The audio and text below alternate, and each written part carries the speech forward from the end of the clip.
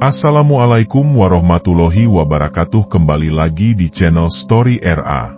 Saya akan menceritakan kisah tentang arwah noni Belanda yang gentayangan. Jika kalian suka dengan video atau cerita ini, silahkan tekan tombol subscribe, like, and share. Dan jangan lupa aktifkan loncengnya agar tidak ketinggalan video terbaru dari channel ini. Oke, kita lanjut ke ceritanya. Pada tahun 1820-an, Batavia adalah kota yang ramai dengan perdagangan dan hiruk-pikuk para pedagang dari berbagai penjuru dunia. Di tengah kota yang berkembang pesat itu berdirilah sebuah benteng megah yang didirikan oleh pemerintah kolonial Belanda.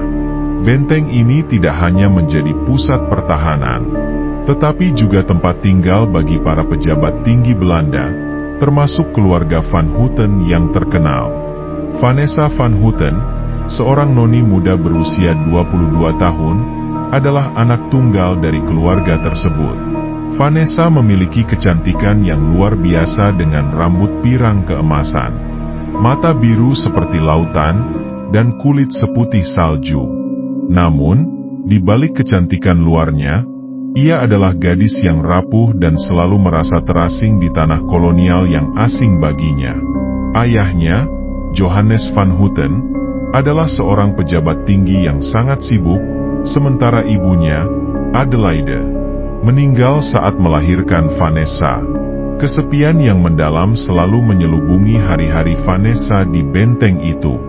Suatu malam, Vanessa memutuskan untuk berjalan-jalan di sekitar benteng. Hawa malam yang sejuk dan suara ombak dari laut yang menghantam dinding benteng memberikan ketenangan tersendiri bagi gadis muda itu. Namun, di tengah perjalanan, ia mendengar suara tangisan lirih yang datang dari salah satu sudut gelap benteng. Suara itu sangat menyedihkan, seakan-akan berasal dari seseorang yang sedang mengalami penderitaan yang tak tertahankan. Dengan perasaan penasaran yang semakin besar, Vanessa mengikuti sumber suara itu. Ia berjalan melewati lorong-lorong sempit yang tidak pernah ia jelajahi sebelumnya. Semakin jauh ia melangkah, semakin kuat suara tangisan itu. Akhirnya, ia tiba di sebuah ruangan kecil yang tampak seperti penjara bawah tanah.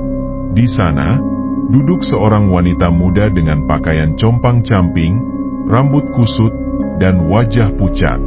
Vanessa terkejut melihat wanita itu karena wajahnya sangat mirip dengan dirinya. Wanita itu menatap Vanessa dengan mata penuh kesedihan dan berkata, tolong aku keluar dari tempat ini." Suaranya terdengar lemah dan putus asa. Vanessa merasakan simpati yang mendalam dan berusaha mendekati wanita itu. Namun, ketika ia mencoba menyentuh tangan wanita itu, tiba-tiba tubuh wanita tersebut berubah menjadi kabut yang dingin dan menghilang di udara. Vanessa terkejut dan merasa ketakutan. Ia berlari kembali ke kamarnya dan berusaha melupakan apa yang baru saja ia alami. Namun, bayangan wanita itu terus menghantui pikirannya. Keesokan harinya, Vanessa mencoba mencari tahu tentang penjara bawah tanah tersebut. Ia bertanya kepada para pelayan dan tentara yang bekerja di benteng, namun tidak ada yang tahu tentang adanya penjara bawah tanah di sana. Seolah-olah tempat itu tidak pernah ada. Namun, Vanessa tidak menyerah. Ia terus mencari petunjuk dan akhirnya menemukan sebuah catatan lama di perpustakaan benteng. Catatan itu mengungkapkan bahwa pada masa lalu, ada seorang gadis muda bernama Isabelle Van Houten yang dituduh berkhianat kepada pemerintah kolonial.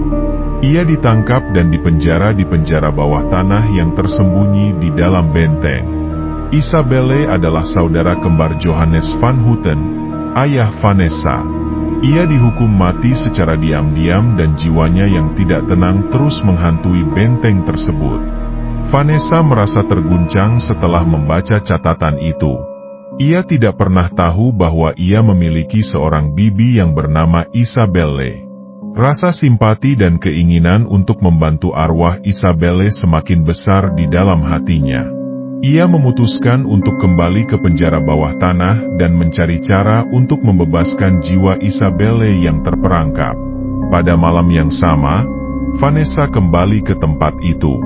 Kali ini, ia membawa lilin dan doa untuk arwah Isabelle.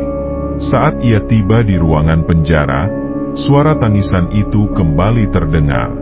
Namun, kali ini, Vanessa tidak merasa takut.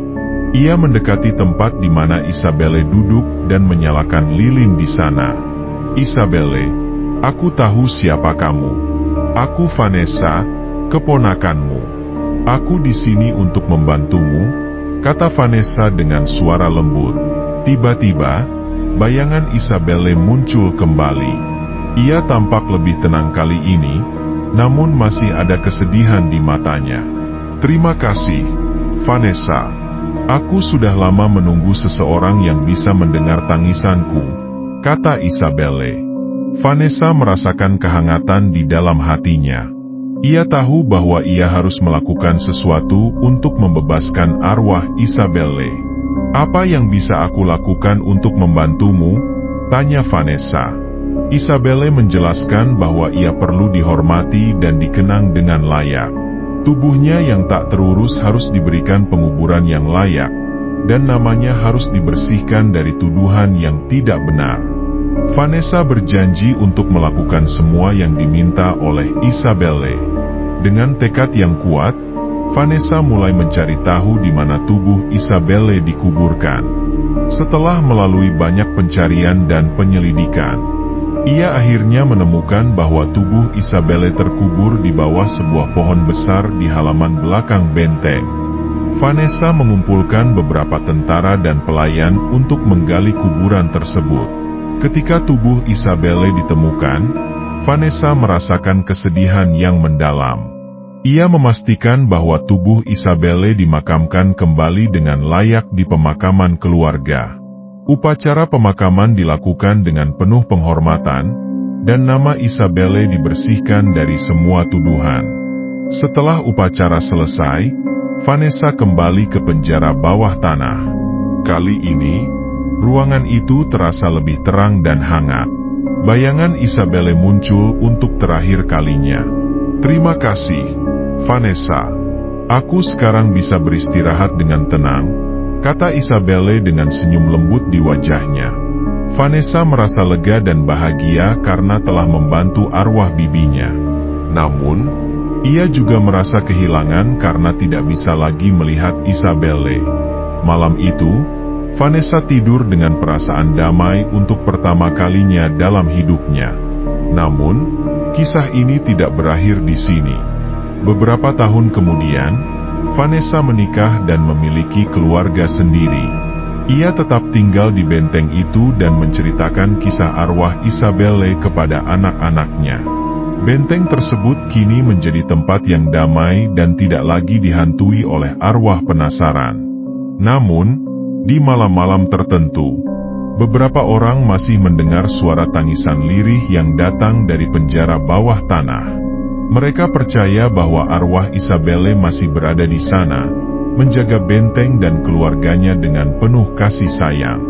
Arwah noni Belanda itu kini menjadi legenda yang diceritakan dari generasi ke generasi, mengingatkan semua orang akan pentingnya menghormati dan mengenang orang-orang yang telah pergi.